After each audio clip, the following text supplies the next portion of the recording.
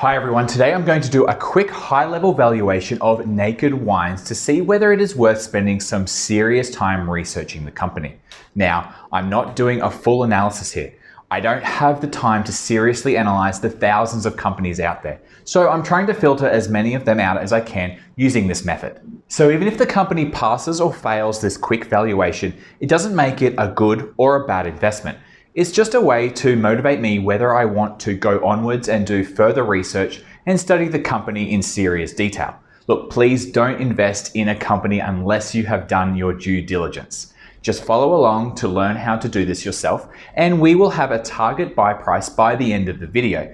This is part art and part science anyway, and the more practice we do, the better we're going to get.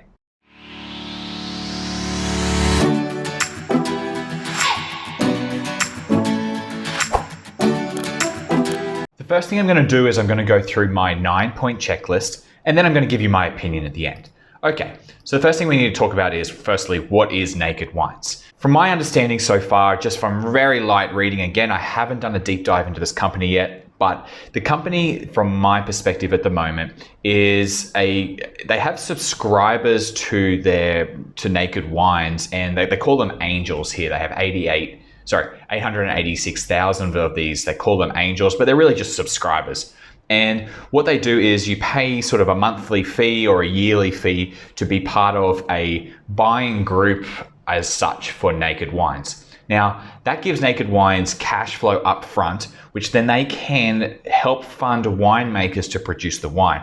See, generally what happens is in the wine industry, from my understanding of it, is that farmers sort of get paid once they sell the bottle of wine, but this is sort of guaranteeing contracts to the winemakers a certain amount of money. The money gets given to them up front, and then they go and produce the wine and distribute the wine to these angels who have subscribed on this monthly basis. And these people might get a bottle of wine a month, or 5 bottles a month, or just have a selection of wines that they can choose from. So roughly, this is sort of how it's kind of working. It's one of those marketplace economies where you hopefully can get better scale as you grow. So the more subscribers you get, the more cash you make, which gives you, you can fund more winemakers, and your winemakers grow, and the amount of wine that you can sell to these people grows as well. So this number here of 1,500 different wines, that'll hopefully increase over time as well. And the cycle continues and sort of feeds itself, and that's sort of how the growth would work. Okay, that was a really basic understanding. So let's just jump straight into the numbers now to see whether we should bother doing any more research. So let's go look at revenue growth now. So revenue is obviously the money coming into the business from selling the products. So that's just the subscriptions from these angels. So to look for revenue growth, we go into Morningstar. Now, this is the top line here, revenue growth. It's in Great British Pounds. So what's happened here is it's been growing for the last sort of, from 2012 to 2019, it was growing a lot.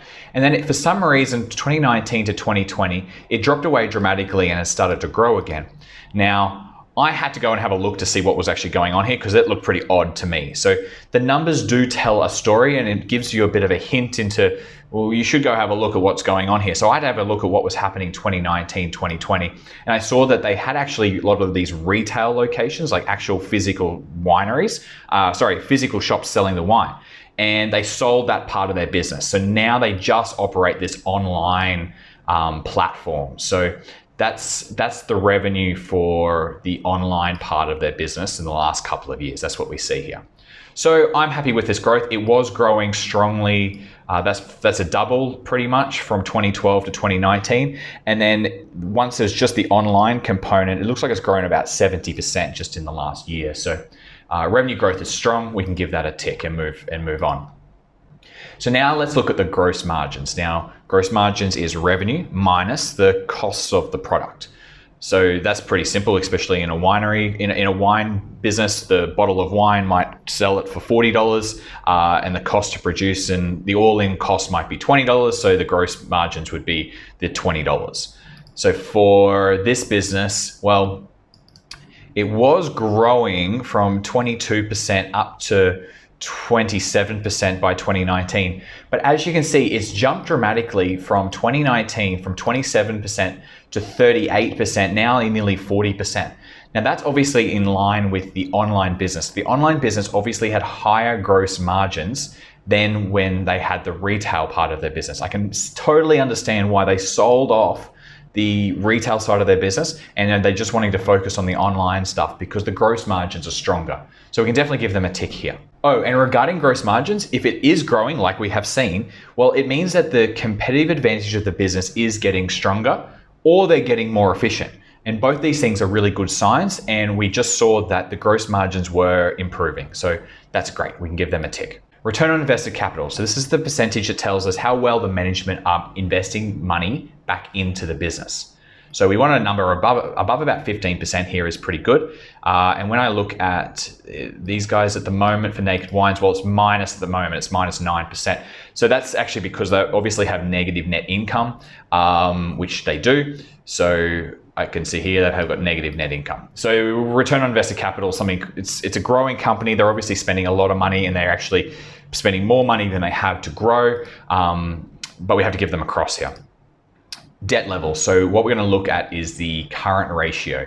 And look, debt is actually really important. And we want to look at the debt in the short term just to get a feel whether they're going to be okay. Look, debt is the number one reason why a business gets into trouble. And debt can be good to fuel their growth, but it just has to be manageable. So let's go have a look if it's manageable or not. Now, what I have a look for here is I look in the financial health section and I look down here at the current ratio. And the latest quarter in the last few years, it's been 1.47 at the moment. It's been pretty high. It's always been above 1. I'm happy to give that a tick and move on. That's good. Free cash flow. Okay, free cash flow is operating cash minus capital expenditure. So this is the cash coming in from running the business minus all the things needing to keep the business going. So the maintenance of their machinery and their software and in growing the business as well. So any of the future projects and new computers and factories and whatever else they need to grow the business. This is the money that's left over after all that. So this is what we would get as shareholders. And it can be returned to us through dividends and share buybacks and paying down their debt. All this stuff is really good. So free cash flow is probably the most important number we want to see. And we want to see it solid and we want to see it growing. Okay, free cash flow is here, free cash flow. Now, it was a bit all over the place here until they sold their retail business. And then it was 21 million and then now it's 31 million. So it has grown the last couple of years. It would be nice to have a few more years worth of data here to see if this is going to continue growing or not. But I'm happy to give that a tick for now because that is solid and we have seen at least a little bit of growth. Okay, before I go any further, I want to just talk quickly about the brokerage accounts that I use to buy shares. Now, this stock in particular is on the London Stock Exchange. Now, if you have Robinhood or Webull or any of those American kind of free apps, you're probably not going to get access to international markets. But with Interactive Brokers and Saxo Bank, you do. Plus, these are reputable, stable companies that have a long history. They've been operating for decades now. They've gone through financial crises before. Unlike some of these startup companies that haven't even IPO'd yet, I wouldn't trust my money with a lot of these companies, but Interactive Brokers and Saxo Bank, I trust personally, and this is what I use. So my opinion of this is don't be stupid and use those apps, use something that's reputable. And if you want to use Interactive Brokers, which I think is probably the best, if you use my affiliate link in the description, you will get, I think, up $200 worth of free Interactive Brokers stock when signing up. You can sell that if you want, you can keep it, do whatever you like, it's free money. Okay, now we move over to shares outstanding. Now, shares outstanding is just the amount of shares that are available to the public. Now, if this number is getting bigger, it means we're getting diluted, and that's a bad thing. That means our ownership percentage is actually getting less and less valuable. So we want to see this shares outstanding number at least stable, if not decreasing would be best. So we look at shares outstanding for Naked Wines. The past 5 years, it's gone from, well, about 70 million to about 74 million. So it is slightly increasing. Look, that's very slowly increasing, but it is increasing. So we have to give it a cross here. Now I want to talk about insider ownership. So this is really important because we want the incentives of the people running the business aligned with us as the potential shareholders. Now, imagine if your salary, for example, was $1 million, but you had $20 million of shares in the company. Well, if in your case, the shares of the company far more important than your salary. So you want to see that share price be improving, and that's better for you and that's better for the shareholders, and that's what we want to see. So for Naked Wines, if I go have a look at their inside, the top shareholders, well, this little graph here says it all. We've got 85% institutional ownership, and individual insiders only own 0.3% of the company. Look, I want to see at least over 5% of insiders invested in the company, and so this is across. Now, the next thing I want to look at is whether super investors have invested in this company. See, I'm not that smart or experienced as the people who have made billions over multiple decades. If any of my favorite investors have invested in a company that I'm looking at, well, that means that it has already passed their strict filters. So they've done extensive research, they've built up a lot of conviction on the idea, and they've put money into this business. So that's a massive tick of approval. Now, for Naked Wines, I could actually see in the top shareholders Punch Card Management. It's just here. And when I go have a look at Punch Card Management's investments, I have Naked Wines here as their number 4 in their holdings. So Punch Card Management, that's Norbert Liu. Norbert Liu I have a lot of respect for, and Punch Card Management has been one of the best performing funds over the past sort of 20 odd years. So look, again, like I said, big tick of approval here. Now let's look at the price. Now, price is probably the most important thing. Even if it is a great company and we overpay for it, we will get a bad return on our investment.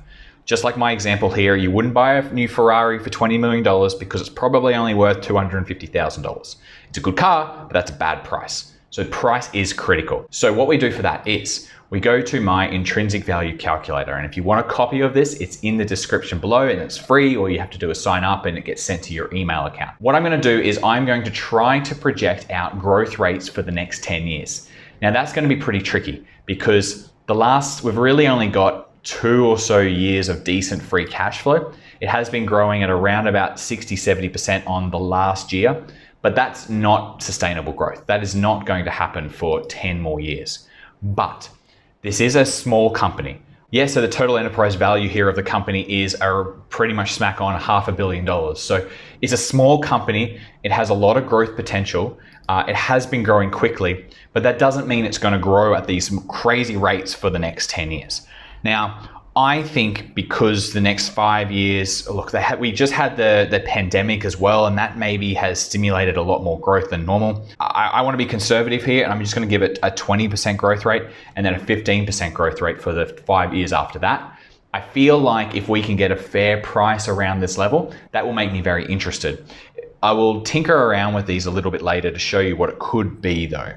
Now, the discount rate, the more my return on investment goal, this is how I incorporate a margin of safety. I use 30% because I'm really aiming to anything over 20%. But if I aim for 30%, well, that gives me a bit of a buffer. Sort of shoot for the stars and you might hit the moon kind of strategy. That's sort of how I look at the discount rate. Now, the multiple I could sell it for after 10 years. Now, this is sort of a bit of a software marketplace business. I think that would give us a multiple of 20 because it's going to be a high quality company with hopefully pretty good gross margins.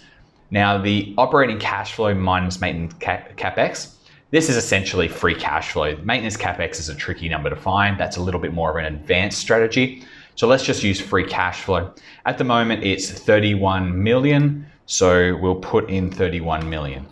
Now, the shares outstanding. Now, if I go back here, I can look at the shares outstanding is 73.16 million. So it has been increasing a little bit. So let's just call it 74.